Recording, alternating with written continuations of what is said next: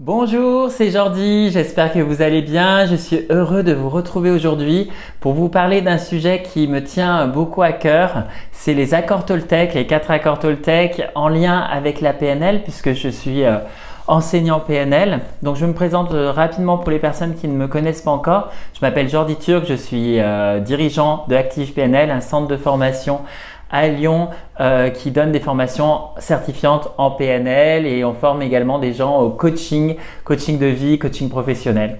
Et pourquoi est-ce que je fais ce sujet sur la PNL et sur les accords Toltec? En fait, quand j'ai commencé moi mon développement personnel, alors pas exactement quand je l'ai commencé, mais un petit peu plus tard, quand j'ai poursuivi mon travail de développement personnel en 2001, j'ai fait la connaissance de ce livre de Don Miguel Ruiz, Les 4 accords Toltec, puisque je m'intéressais beaucoup à une démarche spirituelle pour mieux me connaître, en tout cas une démarche de sagesse, puisque c'était pas une démarche religieuse. Donc je fais bien la différence entre une sagesse ou une religion, en tout cas pour ma part. Et je me suis longuement intéressé avant de venir à la PNL à cette sagesse. Cet art de vivre, les 4 accords Toltec, puisque ce livre réellement a changé ma vie à partir du moment où j'ai fait connaissance avec cet ouvrage. Donc certainement si vous regardez cette vidéo, les accords Toltec et la PNL, certainement vous connaissez un petit peu les deux sujets et on va voir dans cette vidéo, je vais développer comment est-ce que je fais du lien entre ces deux approches et comment elles ont été vraiment très utiles dans ma vie, dans mes relations personnelles, pour mieux me connaître, mieux me comprendre, etc. Ok, alors super, c'est parti, allons-y. Alors je vais d'abord commencer effectivement par la sagesse Toltec, puisque j'ai rencontré, comme je vous le disais, cette sagesse en 2001. Et puis je me suis formé longuement. Alors j'ai fait des différents stages de chamanisme à l'époque en France. Et puis un jour j'ai rencontré Claudia Aguirre, qui était une apprentie directe de Don Miguel Ruiz. Et je crois que c'était en 2010, quelque chose comme ça. On était allé au Mexique où j'avais vécu cette initiation sur le site sacré de Teotihuacan, nord-est de Mexico. Et puis, je crois l'année d'après, j'ai rencontré Miguel Ruiz, qui était avec son fils Don José, et il donnait une formation au Costa Rica, et je me suis reformé avec lui sur cette sagesse. Donc, j'ai vraiment approfondi le sujet, et j'ai aussi beaucoup approfondi le sujet parce que j'ai appris la PNL, puisque je suis enseignant PNL, je fais de la PNL depuis 2009, je l'enseigne depuis 2010, je suis reconnu enseignant certifié depuis 2012. Et je fais vraiment du lien entre ces deux approches et j'ai pendant longtemps, de longues années, aussi réalisé des stages sur les accords Toltec. J'en fais plus maintenant, mais j'ai fait ça pendant de longues années également. Alors, vraiment, ce qui est intéressant dans la sagesse Toltec, c'est que selon Miguel Ruiz, les Toltecs étaient un peuple d'artistes. Et c'était surtout des artistes qu'il nomme les artistes de l'esprit. C'est-à-dire que les Toltecs considéraient que chaque être humain était un rêveur et que, en fait, notre cerveau, de par les systèmes de croyances qu'on va construire dans notre vie, de par les expériences qu'on va avoir, va construire un scénario autour de sa vie et autour parfois de la vie des autres, et que ce scénario de vie, eh bien c'est le rêve du rêveur, et que chez chaque personne, cette réalité est vraiment unique. Et en fait, pourquoi est-ce que ce sont des artistes les Toltecs? Parce que ce sont des artistes de l'esprit qui ont pour mission et pour objectif de créer un chef-d'œuvre de leur vie. C'est-à-dire que ce rêve, à partir du moment où ils savent qu'ils sont à la fois rêveurs et à la fois créateurs de leurs rêves, pouvoir reprendre du pouvoir sur leurs rêves pour en faire un chef-d'œuvre. Donc c'est une vision assez artistique qui m'a tout de suite parlé. Et on peut expliquer ça justement avec la PNL, quand tout de suite dans la PNL, on apprend les filtres et les mécanismes du cerveau. Puisque effectivement, en PNL, on apprend qu'on a des filtres, d'abord qui sont neurologiques, puisqu'effectivement, on ne voit pas, par exemple, en tant qu'être humain, je ne vois pas la même réalité que mon chat là, qui est là avec moi. On ne voit pas la même réalité. Donc, c'est des filtres neurologiques. On a des filtres culturels, selon la culture dans laquelle on est né. On n'a pas appris à filtrer les mêmes choses, la même réalité. J'aime bien souvent dire l'exemple des Esquimaux qui ont au moins 34 mots pour décrire l'état de la neige. Donc, on voit bien que dans leur culture, c'est un champ lexical très varié pour décrire la neige parce que pour eux c'est important. Et donc du coup, ils ont vraiment des subtilités dans leur filtre perceptuel pour voir l'état de la neige par rapport à nous occidentaux qui ne vont pas mettre tant de subtilité. Donc effectivement, selon la culture, le pays dans lequel on est né, on va avoir ces filtres-là. Et la PNL parle également des filtres personnels, donc ce sont vraiment nos expériences de vie, notre éducation avec notre famille, nos parents. Et donc tous ces filtres-là, dans la sagesse toltèque, Miguel Ruiz appelle cela le processus de domestication, c'est-à-dire comment est-ce que ces filtres vont fonctionner. Eh bien, Miguel explique que quand on est enfant et que l'on arrive au monde, en fait, notre but, c'est de pouvoir être aimé par nos parents. On est plein d'amour inconditionnel, on souhaite recevoir cet amour et on est sauvage comme une plante à la base qui pousse dans le désert et qui est sauvage, mais que la société entame un processus, donc lui il appelle ça le processus de domestication, c'est-à-dire que pour obtenir cet amour devient conditionnel et il va falloir correspondre à l'image, aux règles de fonctionnement qui sont les images que projette papa sur moi, que projette maman sur moi, que la société, qu'est-ce que la société attend de moi, qu'est-ce que la religion attend de moi, qu'est-ce que mes professeurs attendent de moi. Donc c'est un processus de domestication. Et on pourrait appeler ça simplement aussi, sans employer peut-être un mot aussi fort, un processus de socialisation, puisque effectivement, pour être intégré dans nos sociétés, dans nos groupes, dans nos familles, pour être intégré, on a besoin de répondre à certains codes qui sont des codes, je dirais, communs, qui sont des codes communs avec lesquels on va pouvoir fonctionner. Donc c'est un processus. Ce processus de domestication dont parle Miguel Ruiz, c'est un processus qui est normal, qui est naturel et en tant qu'être humain et tel que nous sommes constitués avec notre cerveau, on ne peut pas vraiment fonctionner autrement. C'est-à-dire que la fonction de notre cerveau est faite pour créer un rêve, c'est-à-dire pour donner du sens à la réalité que l'on perçoit. Et on ne peut pas vivre sans donner du sens aux choses. Mais ce sens qui est donné va être complètement filtré à partir de cette socialisation, ces processus de socialisation et donc ce processus de domestication. Puisque effectivement, on va apprendre qu'est-ce qui est bien de faire, de dire ou d'être pour être aimé et qu'est-ce qui n'est pas bien. Et quand c'est bien, l'enfant, qu'est-ce qu'il fait? Il reçoit des récompenses. Et quand c'est pas bien, il va recevoir des punitions. Et donc c'est pour ça que Miguel Ruiz parle vraiment de cela comme étant un processus de domestication puisque c'est comme un animal qu'on va vouloir domestiquer et à qui on va vouloir qu'il se comporte de telle manière à la maison, donc il ne fait pas pipi dedans, il fait pipi dehors, ou le chat il va dans sa cage, etc. Enfin, mais un chat en général c'est assez libre, ils sont un peu plus indépendants entre parenthèses, mais voilà.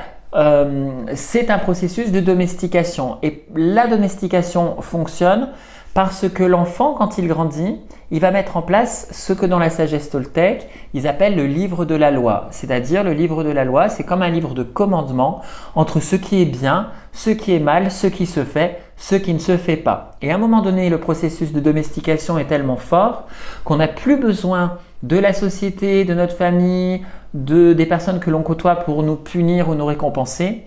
On se regarde soi-même, on se rêve soi-même à travers ses propres mécanismes, à travers ses filtres qui est le livre de la loi et on va donc se juger soi-même, s'auto-récompenser ou s'auto-punir. On n'a plus besoin du coup de l'extérieur pour ça. Et donc c'est vraiment là où le processus de domestication, il est du coup complètement entamé puisqu'on n'a plus besoin des autres pour ça. Or, la difficulté, c'est que ce livre de la loi, il va y avoir, il n'y en a pas un qui est pareil, c'est-à-dire qu'il n'y a pas une loi qui est pareille, c'est-à-dire que papa, ce qu'il attend de moi est différent de ce qu'attend maman et c'est différent de ce qu'attend la société, c'est différent de ce qu'attendent nos professeurs. Et donc à ce moment-là, dans l'esprit humain va se créer ce que la sagesse toltèque appelle le mitoté. Et en fait, le mitoté, c'est dans la sagesse toltèque, ça veut dire que c'est comme dans un marché, vous savez, où tout le monde crie et tout le monde parle en même temps pour vouloir vendre son produit. Mais en fait, c'est exactement ça qui se passe dans le processus aussi de domestication de l'être humain. C'est-à-dire que dans ce rêve et dans notre cerveau, on va avoir cette confusion qui va arriver, qui va se créer avec un livre de la loi. Et donc, ce mitoté, si je fais le pont avec la PNL cette fois-ci, Je retrouve beaucoup ça dans quelque chose en PNL qu'on va appeler le modèle des parties. Et le modèle des parties, c'est différentes identités que nous avons, qu'on pourrait retrouver d'ailleurs dans les niveaux logiques de Robert Dills sur le niveau de l'identité. Ces différentes identités ont différentes missions. Par exemple, quand je suis enseignant PNL, j'ai une mission de retransmettre et d'après mon livre de la loi, qui soit extérieur et avec lequel je suis d'accord ou qui soit intérieur à moi, voilà comment on apprend la PNL et voilà quelle est la posture qu'un enseignant PNL doit avoir. Et puis quand je deviens le petit copain amoureux, par exemple dans le cadre de ma vie privée, à ce moment-là, je suis plus dans mon identité d'enseignant, je suis dans une autre identité et je sais que pour être un bon petit copain amoureux dans une relation et pouvoir être comme il faut, pour pouvoir être aimé, eh bien, je vais développer d'autres compétences, d'autres qualités et je vais me juger à travers cette nouvelle page ou cet autre chapitre du livre de la loi. Donc, vous voyez, on a différentes identités, ce qu'on appelle le modèle des parties en PNL. Et la sagesse Toltec appelle cela le mythoté, puisque c'est toutes ces voix dans notre tête qui vont se contredire et qui vont avoir du mal à pouvoir dire du coup, là c'est bien, là c'est pas bien, etc. Et en fait, qu'est-ce qu'on va faire? Pour pouvoir s'aimer, ça devient complètement conditionné à pouvoir répondre à ce livre de la loi. Et donc, très bien, si ce livre de la loi peut nous amener à vivre un beau rêve de notre vie et pouvoir vivre de notre vie ce chef-d'œuvre de vie, de beauté, d'amour. Seulement, le problème, c'est que on n'a pas appris vraiment, quand on regarde le rêve de la planète, on n'a pas vraiment appris à s'aimer soi. Ce livre de la loi, il n'est pas toujours fait d'amour. Il est parfois bien, il nous est parfois très utile, ce livre de la loi. En PNL, si je fais le pont et que je retranscris, on pourrait appeler ça le cadre de référence, puisque le cadre de référence, c'est les règles, les constructions auxquelles je me réfère, qui font partie en PNL de ce que l'on va appeler le modèle du monde, c'est-à-dire quelle est ma vision du monde, quel est mon modèle du monde, comment est-ce que je construis ça. Et donc, ce modèle du monde, autant il peut nous amener vraiment à des réussites exceptionnelles, autant parfois dans notre vie, en fait, il est complètement limitant ce modèle du monde. C'est-à-dire que des fois, on a des croyances qui ne sont pas de nous, qui nous ont été inculquées et qui nous disent ça c'est bien, ça c'est pas bien. Et on est enfermé, on n'est plus des êtres humains qui sommes libres, puisque du coup, la liberté serait que l'on puisse décider ce qui est écrit dans ce livre de la loi. Et puis si à un moment donné, ça ne nous convient pas d'avoir cette liberté de pouvoir changer les règles, bien non. À un moment donné, nous sommes conditionnés dans nos comportements, dans nos croyances, dans nos réactions émotionnelles.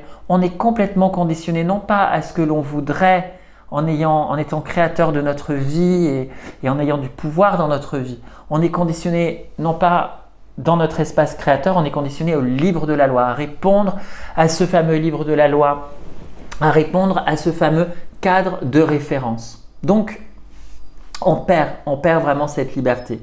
Et donc, toute la démarche, qu'elle soit dans la PNL ou dans la sagesse Toltec, c'est de pouvoir apporter de la souplesse dans ce livre de la loi, pouvoir sortir de ce conditionnement. Les Toltecs disent que c'est pour pouvoir créer un chef-d'œuvre de sa vie. La PNL dit simplement que c'est pour pouvoir élargir son cadre de référence et pouvoir obtenir, comme le disent certains présupposés en PNL, plus de flexibilité, puisqu'en PNL, on dit que c'est l'individu qui a le plus de choix et qui est le plus flexible, qui a le plus de chances de réussir. Donc, vous voyez, c'est vraiment intéressant parce qu'on voit vraiment comment ces approches, que ce soit la sagesse Toltec ou la PNL, comment ces deux approches sont parallèles et sont similaires dans leurs fondements les plus profonds. Alors, partant de cela, effectivement, Miguel Ruiz a extrait de cette sagesse Toltec 4 accords qui sont 4 accords qui vont nous permettre justement de pouvoir élargir notre cadre de référence, pouvoir élargir ce livre de la loi et pouvoir vivre de meilleures relations, que ce soit des relations envers soi-même comme que ce soit des relations envers les autres. Et donc ces 4 accords, en les mettant en pratique dans notre vie, ça va vraiment être libérateur. Donc ça, c'est les 4 accords Toltec. Moi, le lien que je vais faire avec la PNL, ça va être avec les présupposés aussi de la PNL qui sont assez similaires. Mais surtout, la PNL va être une sacrée boîte à outils qui va nous permettre de vivre ces accords Toltec. Parce que les accords Toltec, quand on les apprend, on se rend compte souvent, et avant que je fasse de la PNL, je tournais beaucoup autour de ces accords Toltec et il y avait une certaine magie puisque un jour je les comprenais d'une certaine manière et puis 6 mois après je les comprenais encore d'une autre manière et je ne savais pas exactement comment les pratiquer. Et moi la PNL dans ma vie, quand j'ai évolué dans ce développement spirituel, ça m'a vraiment donné des outils très concrets, très pragmatiques pour pouvoir pratiquer justement ces 4 accords Toltec. Alors, on va voir justement quels sont-ils et quels sont les outils PNL qui vont vraiment nous permettre de pouvoir les pratiquer. Donc, le premier accord Toltec dont parle Miguel Ruiz, c'est la parole impeccable, que votre parole soit impeccable. Donc, impeccable, du latin, ça veut dire sans péché.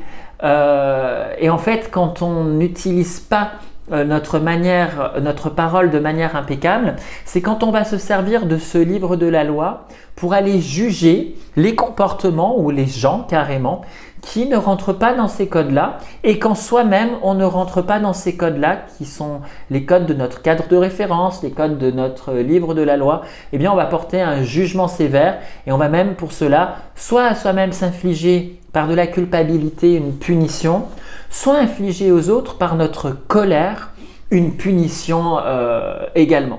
Et donc l'impeccabilité, en fait, c'est d'utiliser sa parole comme une épée qui a, je dirais, qui sert à 2 choses. Soit une épée, ça va servir à se défendre, soit ça va servir à pouvoir tuer quelqu'un. Et donc, comment utiliser sa parole dans le sens de l'amour, c'est-à-dire à pouvoir utiliser notre parole, à pouvoir semer des graines qui feront germer des fruits qui seront délicieux, comestibles et qui nous nourriront, ou est-ce qu'on va utiliser notre parole pour semer des graines qui vont nous empoisonner mutuellement?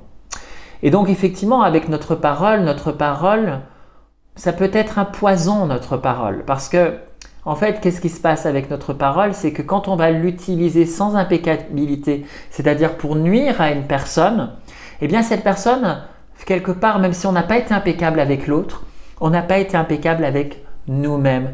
Parce que cet autre va nous détester, cet autre aura envie de se venger et à un moment donné, il va retourner cette parole qui n'était pas impeccable contre nous et il aura envie aussi de nous nuire, de nous faire du mal. Donc, c'est important d'être impeccable.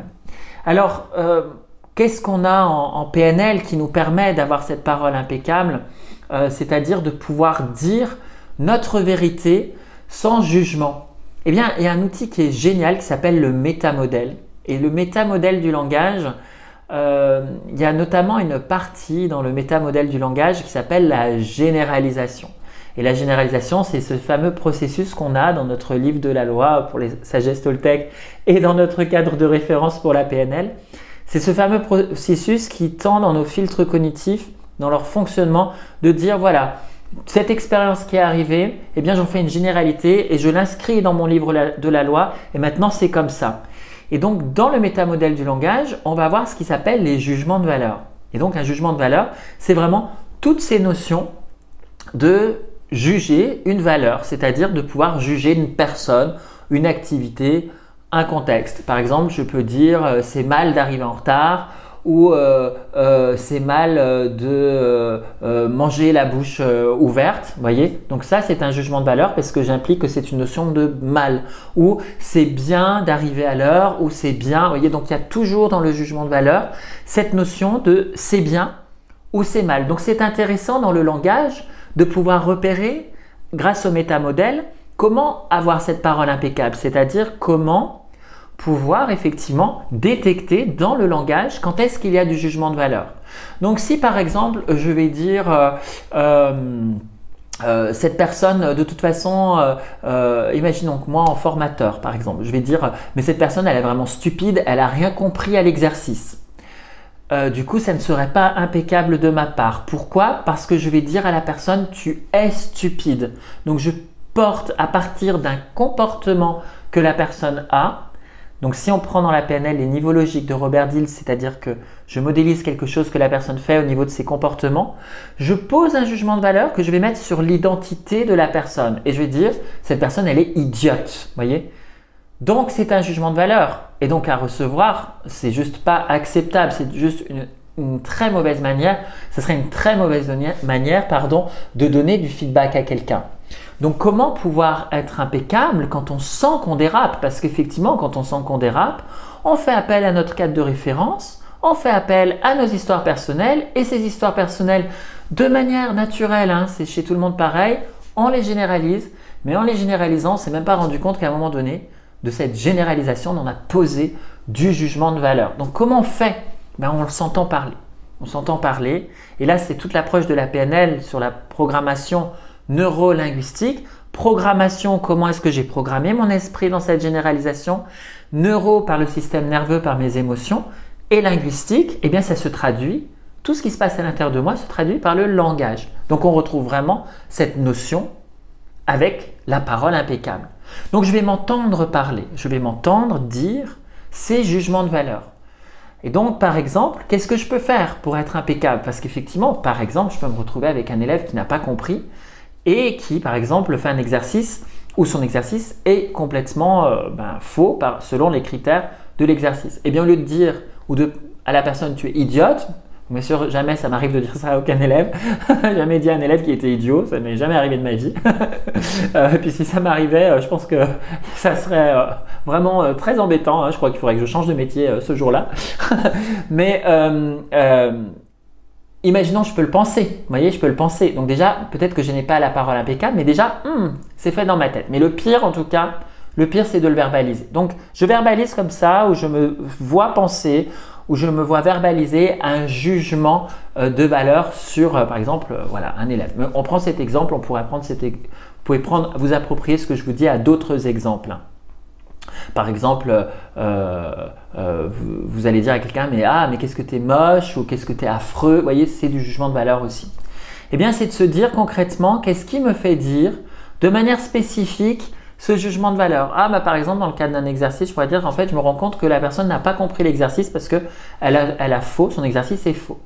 Eh bien, au lieu de dire à la personne tu es idiote, par exemple, ou tu es un idiot, tu n'as rien compris, je vais dire à la personne ton exercice, je constate que ton exercice est faux et je m'interroge, je suis en train de me poser la question à savoir est-ce que tu as compris et je voudrais que tu me dises qu'est-ce que tu as compris, qu'est-ce que tu n'as pas compris. Et vous voyez, à partir du moment où je communique de cette manière, je vais parler des faits qui sont des faits observables, qui ne font pas partie d'une réalité subjectives, qui ne sont pas ce n'est pas une interprétation de cette réalité, c'est simplement de poser les faits et de parler avec impeccabilité de ce qui se passe à l'extérieur, mais aussi de ce qui se passe pour moi, puisque dans ce cas-là, je dis voilà, je vois que tu n'as pas eu juste à cet exercice, c'est un fait par rapport aux critères de l'exercice, et moi, je ne comprends pas, j'ai le sentiment que tu n'as pas compris. J'ai le sentiment que tu n'as pas compris. Que se passe-t-il pour toi? Et là, on va vraiment être dans une communication qui va être vraiment grandement améliorée. Vraiment, c'est incroyable. Et donc, c'est pour ça que vraiment la PNL, je trouve que cet outil du langage, ce métamodèle, d'aller vraiment aller repérer les faits, faire la distinction entre des faits et des généralisations ou dans mes filtres cognitifs, des omissions, des choses que je n'ai pas vues, que je n'ai pas fait attention, ou même en PNL, on va parler de filtres de distorsion, où carrément je vais transformer la réalité pour qu'elle continue à faire partie de mon modèle du monde. Eh bien, c'est vraiment un super outil du langage, parce que du coup, je vais me rendre compte de ce que je fais et je vais pouvoir à un moment donné me poser les bonnes questions. Et donc, dans le jugement de valeur, par exemple, dans le métamodèle, la question est de dire qu'est-ce qui te fait dire ça? Qu'est-ce qui te fait dire que cette personne, elle est complètement idiote? Ou qu'est-ce qui te fait dire ça? Et là, en répondant à ça, c'est parce que la personne, elle a mal fait l'exercice. Ok, donc c'est là où en fait on a de l'info. La personne a mal fait l'exercice et du coup, moi voilà, j'en tire la conclusion que la personne, elle est complètement idiote. Vous voyez? Donc on va se voir faire, on va s'entendre parler. Et quand vraiment vous allez mettre ça en place, c'est clair que vos relations vont grandement s'améliorer autour de vous. Et là où ça va être encore plus intéressant, c'est quand vous allez avoir cette parole impeccable envers vous-même. Puisque je me suis rendu compte que plus j'étais dur aussi avec moi et plus du coup je pouvais être dur de manière complètement naturelle avec les autres. Donc si je me dis par exemple « Ah là là, mais qu'est-ce que je suis bête, je suis vraiment un imbécile, j'ai mal fait ce truc », eh bien forcément, je ne suis pas impeccable avec moi-même, je me traite d'imbécile. Oh, parle de mon copain Jordi d'une meilleure manière, s'il te plaît. Et donc du coup, je vais avoir tendance à porter ce jugement de valeur dès que quelqu'un n'arrive pas non plus. Les jugements de valeur que je vais avoir envers moi, je vais les avoir de la même manière envers les autres. Donc ce travail, il n'est pas simplement à faire avec l'environnement, il est vraiment à faire à l'intérieur de soi. Il est vraiment à faire à l'intérieur de soi. Et là où c'est le top du top, c'est même quand on arrive cette parole impeccable, je dirais même avoir la pensée impeccable. Et là, du coup, c'est vraiment intéressant d'aller voir que là, on a vraiment avancé. Donc, je vous invite vraiment pour être impeccable dans une situation, agir avec vraiment intégrité, avec une parole qui est vraiment juste. C'est vraiment peut-être quand vous êtes énervé, que vous êtes sous l'emprise de vos émotions, et bien avant d'aller parler à la personne, peut-être marquer sur une feuille, par exemple, tous les jugements de valeur que vous avez, qu'est-ce qui vous énerve, et autorisez-vous à les sortir peut-être sur une feuille, au moins pour les voir. C'est-à-dire observer ce qui se passe à l'intérieur de soi. Et ça, les Toltecs appellent ça la seconde attention. C'est-à-dire au lieu d'être en réactivité, je vais porter une attention introspective à ma pensée, à mes processus de pensée. Et là, je vais regarder mes jugements de valeur et je vais dire ok, et qu'est-ce qui me fait dire ça? Voilà. Alors, je vous ai pris ce modèle des jugements de valeur parce que ça me semble être le plus fort. Mais si vous étudiez le métamodèle, vous en aurez énormément d'autres. Mais bon, je ne vais pas y passer toute la semaine à vous faire une vidéo qui durera une semaine. Enfin, je pourrais vous en parler indéfiniment. Mais je tenais par rapport à cet accord Toltec de la parole impeccable, vous donner en tout cas l'un des outils de la PNL qui me semble vraiment pertinent pour cette parole impeccable. Bien. Ensuite, on va avoir donc le deuxième accord Toltec. C'est quoi qu'il arrive, ne pas prendre les choses personnellement. Ne pas en faire une affaire personnelle. Alors, qu'est-ce que c'est de prendre les choses personnellement? Eh bien, à l'inverse cette fois-ci, imaginons que quelqu'un me dise « Jordi, tu es un mauvais enseignant. Vraiment, tu es un mauvais enseignant PNL. Tu n'as rien compris à la PNL. Et puis, quand tu fais ça et que de temps en temps, il t'arrive d'avoir une posture qui n'est pas adéquate, ce qui arrive, hein, ce qui arrive parce que je suis humain et chaque humain, parfois, peut faire des choses qui ne sont pas appropriées. L'important quand même, je pense, c'est de s'en rendre compte. On n'est pas parfait selon les modèles, selon les modèles, les cadres des références qu'on a, les livres de la loi qu'on a. Mais par exemple, voilà, quelqu'un va me dire « Tu es un mauvais enseignant, vraiment tu es un mauvais, tu es… » Voilà. Et donc, il y a un jugement de valeur.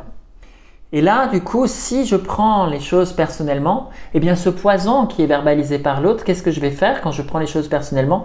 Je vais le manger, ce poison, et puis à un moment donné, il va commencer à s'infiltrer dans mon esprit et je vais commencer à me poser des questions, à me dire oh, mais peut-être que oui, peut-être que effectivement là, c'était pas terrible ce que j'ai fait, c'était pas terrible comment je me suis comporté, ou peut-être que j'étais pas assez clair dans mes explications pédagogiques.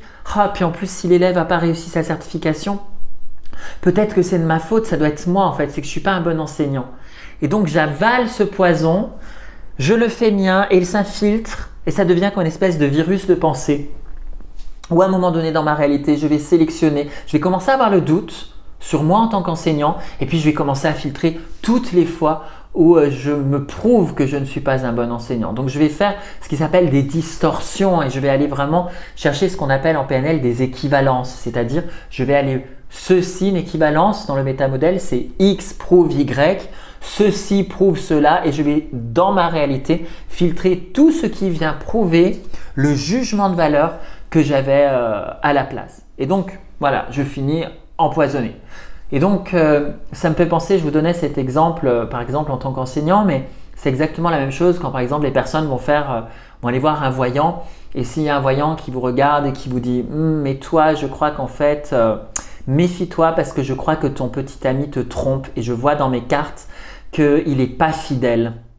Eh bien, la personne qui va consulter un voyant qui lui dit ça, devient un virus de pensée et la personne, elle va douter de sa relation, elle va commencer à se dire mais mince, et donc elle a pris personnellement ce qui appartenait à l'autre puisqu'en réalité, la personne donnait de l'info à partir de son point de vue, à partir de son expérience ou à partir de sa vision du monde et donc c'était sa réalité. Et si je la fais mienne, je commence à avoir un virus de pensée, c'est-à-dire je vais commencer à filtrer tout ce qui pourrait valider mon système de croyance.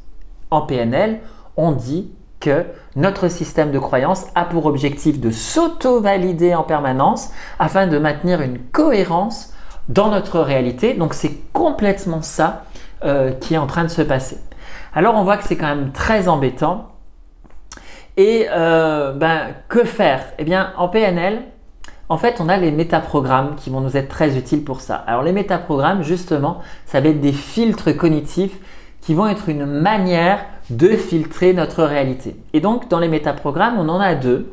On en a deux qui s'appellent le cadre de référence. Alors est-ce que c'est un cadre de référence interne ou est-ce que c'est un cadre de référence externe? Si mon cadre de référence est interne, je fais les choses, je valide aussi mes décisions en fonction de mon point de vue, de mon opinion, et je ne suis pas impacté par l'opinion et mes décisions ne sont pas polluées par l'avis des autres. Alors que dans le cadre de référence externe, mon processus de décision va vraiment être en lien avec ce que pensent les gens et je vais être validé toujours par l'extérieur. Alors, il ne faut pas rentrer dans un extrémisme, ça ne veut pas dire ce que je suis en train de vous expliquer que d'être en référence externe c'est mal et que du coup d'être en référence interne c'est bien. Ça ne veut pas dire non plus quand on dit qu'on ne prend pas les choses personnellement qu'on ne va pas les prendre du tout. Ça ne veut pas dire ça non plus parce que quelqu'un qui ne prend rien dans ces cas-là c'est quelqu'un qui est en pure référence interne tout le temps, c'est une catastrophe parce que la personne c'est un mur, elle est complètement hermétique à tout ce qu'on lui dit, elle n'en fait qu'à sa tête et elle n'écoute plus rien même quand elle fonce droit dans le mur. Donc je pense qu'à un moment donné, c'est important quand même de prendre les choses, mais il y a une différence entre prendre les choses et les prendre personnellement, voyez? Donc, comment faire? Eh bien, je dirais que c'est vraiment de se dire qu'en ce qui concerne nos valeurs, c'est-à-dire qu'est-ce qui est bon pour moi dans ma vie et quels seront les critères qui me feront dire que je me valide dans mes processus de décision, dans mes choix de vie qui sont importants pour moi. En effet, il est plus intéressant d'être dans un cadre de référence interne puisque c'est de prendre le pouvoir dans notre vie.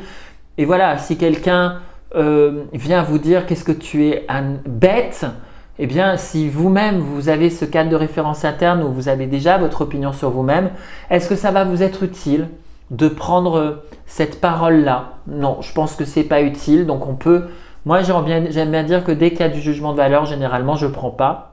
Je ne le prends pas. Et d'ailleurs, que ce soit négatif comme positif, quand on me dit Jordi, tu es le meilleur enseignant du monde, ben c'est pareil. Pour moi, je ne suis pas le meilleur enseignant du monde.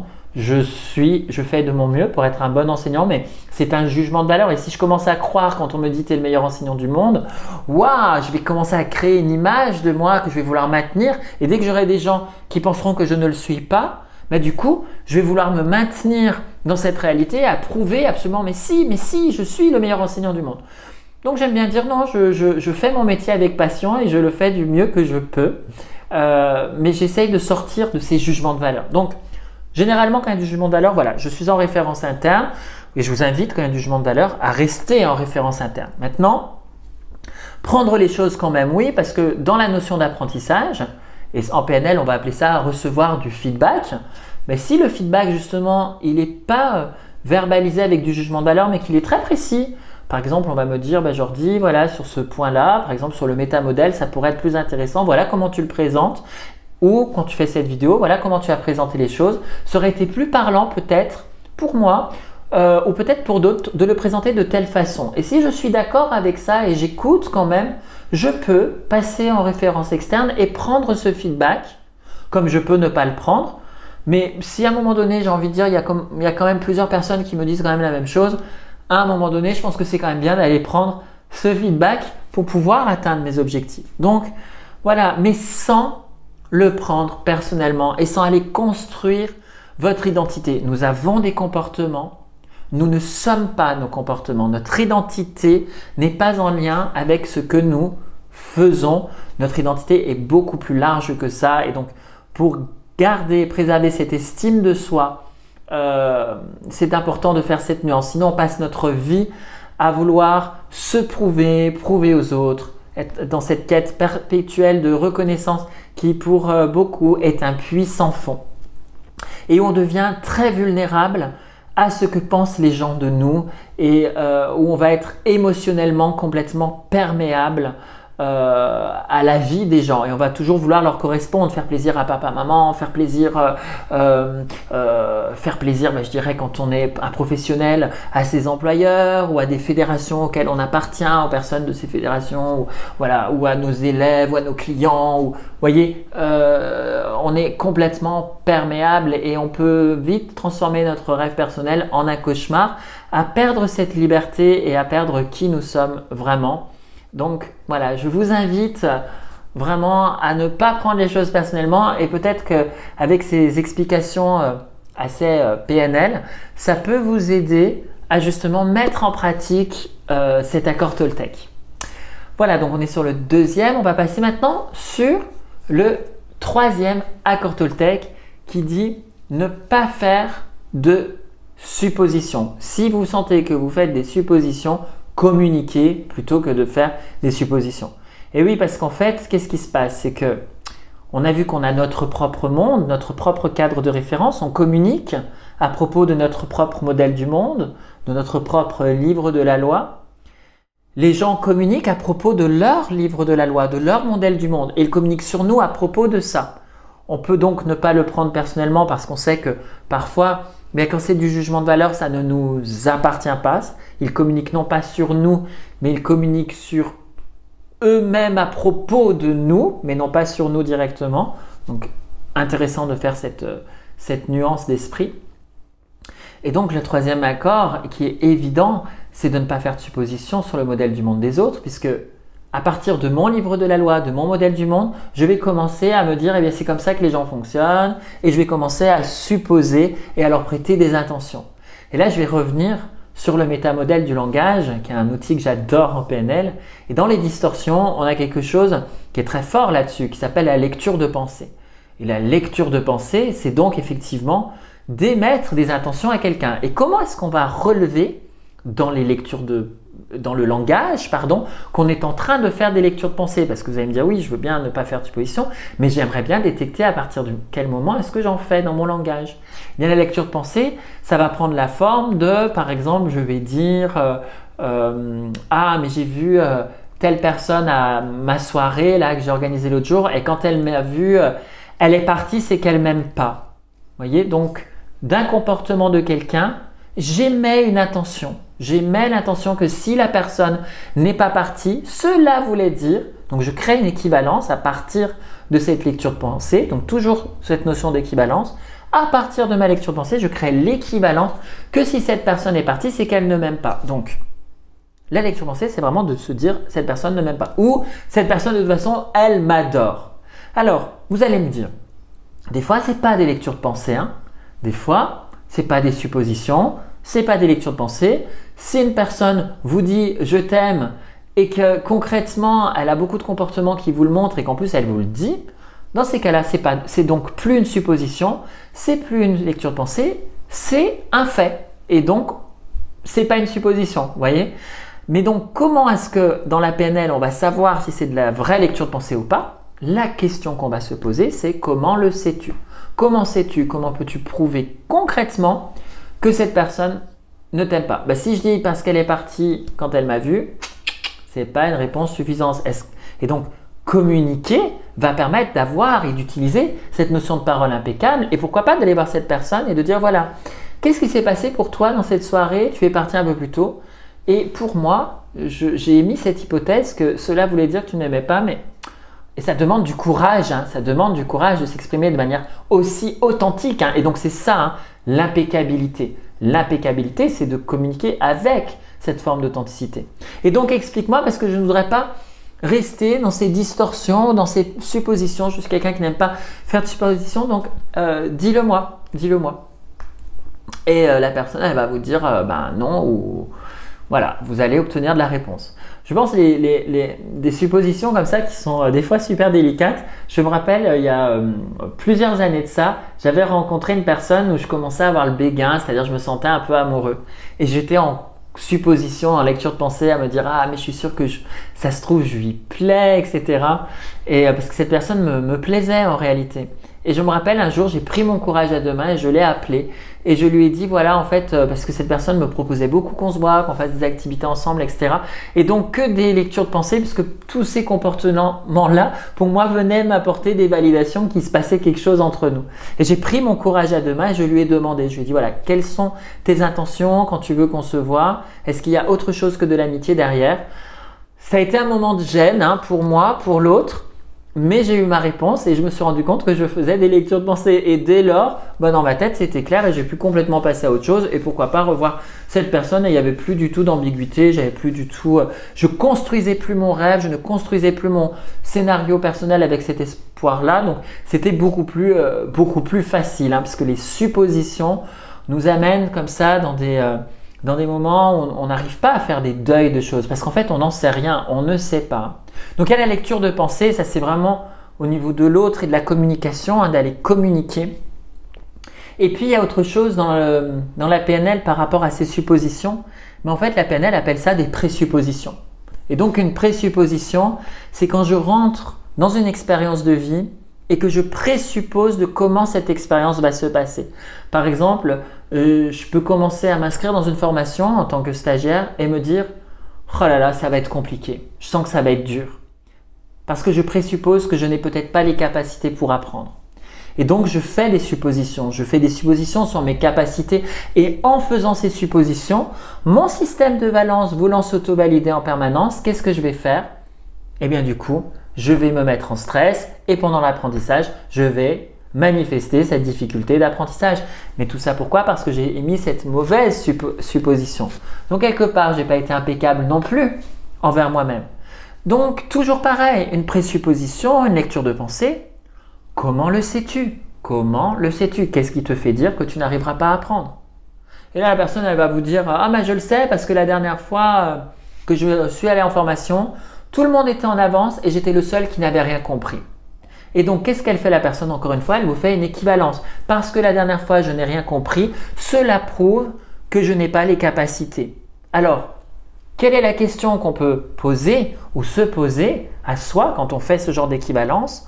En quoi le fait que tu n'aies pas compris la dernière fois et que tu étais en retard dans une formation sur un groupe prouve que cette fois-ci, ça sera la même chose avec ce nouveau groupe et avec cette nouvelle formation? Et là, ah ouais. Je suis en train de me rendre compte que c'est moi qui généralise et à partir de ma généralisation qui crée des distorsions. C'est moi qui suis en train de créer ma réalité.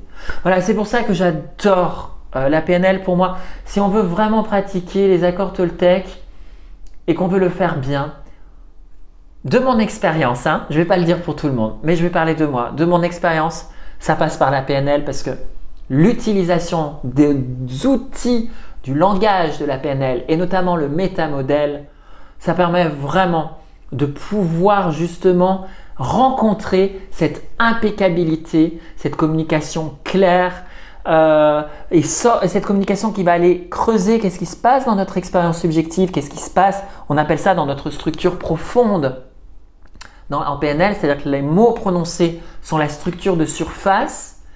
Et ce qui se passe et ce qui se joue à l'intérieur de nous est ce qui s'appelle notre structure profonde. Donc, aller comprendre ce qui se passe dans notre structure profonde quand on s'entend parler dans notre structure de surface. Et là, on va pouvoir se rendre compte qu'on prend les choses personnellement, qu'on met des équivalences, qu'on met des lectures de pensée, qu'on a des jugements de valeur et beaucoup d'autres aspects du métamodèle que je n'ai pas abordé ici parce que simplement par manque de temps. Mais où je vous invite justement à faire cette étude du métamodèle qui est pour moi un des outils élémentaires et majeurs dans une formation en PNL et dans un apprentissage de la PNL. C'est vraiment l'outil de base pour ce qui est l'outil du langage. Donc je vous invite vraiment à vous servir de cet outil. Donc on avait avoir une parole impeccable, ne pas prendre les choses personnellement, ne pas faire de suppositions. Et qu'est-ce que dit le 4e accord Toltec? De faire de son mieux. Quoi qu'il arrive, faites de votre mieux. Sachant que notre mieux change d'instant en instant, de jour en jour. Par exemple, je peux, en tant que formateur, en tant qu'enseignant, être dans une journée où j'ai bien dormi la veille, je me suis ressourcée, j'ai pu vraiment répondre à mes besoins et où du coup je me sens frais, je me sens en énergie et je vais être en pleine capacité dans une journée de formation pour vraiment être impeccable dans ma communication, ne pas prendre les choses personnellement, ne pas faire de suppositions, être un modèle, je l'espère, pour mes élèves, pour pouvoir les accompagner à apprendre la PNL. Et il y a des jours, ça va être top. Et puis il y a d'autres jours, et je vais faire de mon mieux et ça va être un résultat super. Et puis il y a un jour où, je sais pas, j'ai mal dormi. J'ai eu un problème qui est arrivé et que j'ai pas encore eu le temps de vraiment processer, de vraiment régler au niveau émotionnel et la formation elle arrive juste à ce moment-là, elle est juste le lendemain et moi je suis encore en plein dans mes fonctionnements, dans mes mécanismes et puis peut-être que j'ai une indigestion, bref, je suis pas dans mon assiette et ce jour-là, je suis en dessous. Et bien ce jour-là, si je suis en dessous, c'est de rester à se dire je fais de mon mieux. Et ce mieux-là, ça sera pas le même mieux que la veille ou que la formation précédente. Parce que simplement les conditions n'étaient pas les mêmes pour moi. Et donc si je commence à créer un livre de la loi, de me dire que je dois, et là encore on a du métamodèle, ce qui s'appelle les opérateurs modaux de nécessité, je dois correspondre à telle image que j'ai de moi-même, avec tel comportement, telle émotion, telle attitude, pour vraiment être un bon enseignant. Et que ce jour-là, simplement je n'en ai pas les moyens, je n'en ai pas les capacités, je n'en ai pas les ressources ce jour-là. Eh bien, je vais me juger et je vais être très sévère envers moi-même et je ne vais plus être impeccable. Donc, c'est important d'être dans cette faire de son mieux. Donc, faire de son mieux, c'est être en conscience de ce qui se passe à l'intérieur de soi et se dire, ok, voilà, aujourd'hui, je fais de mon mieux. Et si je veux faire plus que mon mieux, ça va pas être ok, ça va pas être écologique, on appelle ça l'écologie en PNL. Ça veut dire que ça ne prendra pas en considération le respect de mon environnement interne, ni le respect de mon environnement externe. Par contre, je peux être impeccable et je peux le dire. Voilà. Aujourd'hui, je tiens à vous le signaler, je suis un petit peu plus fatigué que d'habitude. Donc, voilà. Veuillez excuser les maladresses. Peut-être que d'habitude, vous me trouvez vraiment là, puis aujourd'hui, vous me trouvez ici. Voilà. Aujourd'hui, je viens avec ça. Je suis une énergie un peu différente, mais je vais faire de mon mieux pour être complètement avec vous. Voilà. Je vous donne ces exemples qui, pour moi, sont plus simples à dire parce que du coup je suis enseignant donc je fais référence à mon vécu et en plus ça me permet de ne pas heurter quelqu'un puisque je vous parle dans les exemples de mon expérience personnelle de cette utilisation mais j'espère que mes exemples sont assez parlants pour que vous puissiez aussi vous les approprier selon votre vie, vos contextes, etc. Donc effectivement, en faire de son mieux, ça change d'instant à un instant et si à un moment donné, inversement, je sens que je ne fais pas de mon mieux, c'est-à-dire que il y a une complication dans une situation et dans cette complication, si je regarde bien, j'ai pas complètement fait de mon mieux. Eh bien, effectivement, je vais mal le vivre aussi parce que du coup, je vais beaucoup plus prendre personnellement les opinions, les jugements des autres parce que quelque part au fond de moi, je saurais que je n'ai pas fait de mon mieux dans cette situation. Donc vraiment, c'est important de se donner les moyens de faire de son mieux. Maintenant, en PNL, on va avoir un critère qui est le critère des objectifs, qui est le critère du mesurable. C'est-à-dire comment tu sais que tu as atteint ton objectif. Et donc pour faire de son mieux, c'est important de se donner ce critère, à se dire qu'est-ce qui me fera dire que j'ai fait de mon mieux. Parce que pendant des années, j'avais cet accord Toltec où je me disais fais de ton mieux, fais de ton mieux. Et je me suis rendu compte, en tout cas dans ce que moi je jouais dans ma vie, c'est qu'en me disant ça, je faisais souvent plus que mon mieux. Et en fait, mon mieux n'était jamais assez bien. Et que en fait, ces critères que je me donnais pas ces critères de me dire à un moment donné, ça y est, stop. Tu as fait de ton mieux. J'ai vécu comme ça, par exemple, une relation qui a duré pendant 13 ans et les dernières années étaient plus compliquées. Elles étaient plus compliquées et comme je faisais beaucoup de développement personnel, je me disais, allez, c'est toi qui fais du développement personnel, c'est pas l'autre dans cette relation. Donc c'est à toi de t'adapter, c'est à toi de faire de ton mieux pour mieux communiquer dans cette relation, faire en sorte que ça marche, que ça fonctionne. Et à un moment donné, cette relation, elle ne fonctionnait pas parce que déjà on était deux. Et même si je faisais de mon mieux, si l'autre ne s'investit plus dans la relation, on ne peut pas tout porter. Et je n'avais pas ce critère qui me faisait dire à partir de quel moment tu vas te dire que tu as fait de ton mieux. Et je me suis posé ces critères-là et c'est ce qui m'a permis à un moment donné de pouvoir mettre fin à une relation de 13 ans dans ma vie sans culpabilité. Parce que j'étais dans une telle peur de vivre de la culpabilité, à me dire tu as foutu en l'air une relation de 13 ans parce que tu n'en as pas encore fait assez.